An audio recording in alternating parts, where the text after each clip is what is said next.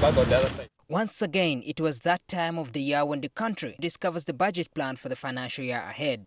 The Finance Minister, Maurice Ochol-Ugandan, pointed out some of the key issues, which included a salary increment for both primary teachers and science teachers in secondary schools.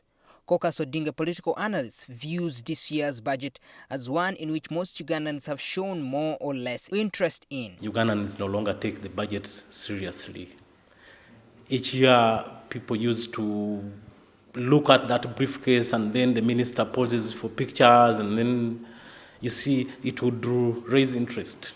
Analysts also argue that although the government came up and tackled the oil sector, in the budget, however, there was very little mention on it.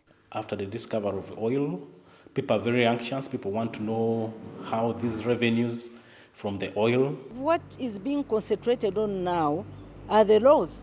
And it is very important to have those laws in place. Basically talked about the laws that are before Parliament. Laws are very, very important. And, specifically as well concentrating on the refinery, building of the refinery. Another of the issues that analysts and some lawmakers feel the government should have focused more on include the way in which the supplementary budget always interferes with the main budget. Because they know that first and foremost, what they are budgeting for is going to be distorted by the supplementaries. They know that very well. The issue of supplementary budget all the time. Why should they continue bothering Parliament with the supplementary budget? Now, some of the lawmakers argue that indeed it was an ambitious budget with 75% locally funded and 25% donor funded.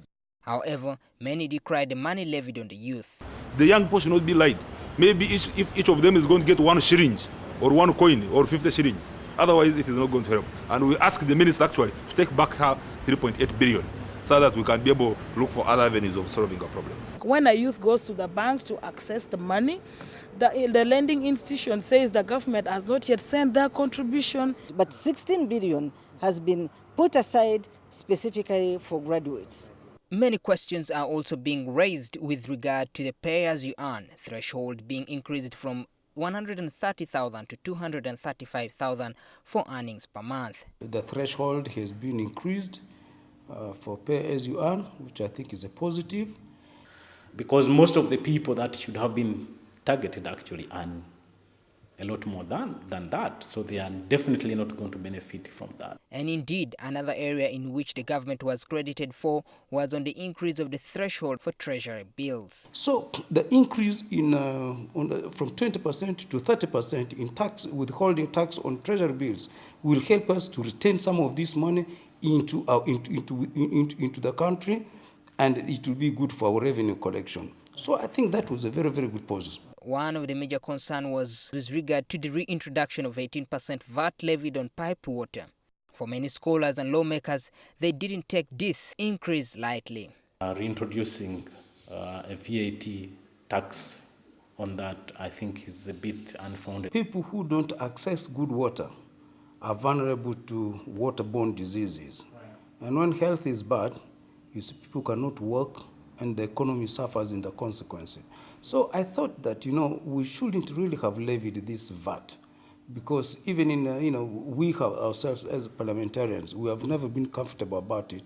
So it crept in quietly, but I don't think that was a positive development. We are encouraging, or the government is encouraging, that people should go back to the rural way of drinking unprotected, safe water from the well. For now, although government believes this budget has balanced the needs of the people with national interests, there are mixed perceptions over the decisions made for the new financial year.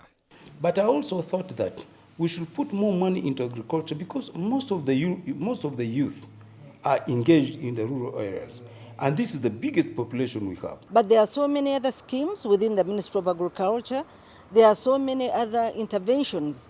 For instance, there is the credit scheme, and that is 90 billion. So when you add up the money from these other interventions in agriculture, from these other schemes, we are talking of about 600 billion for agriculture alone. Maurice Ochol, NTV.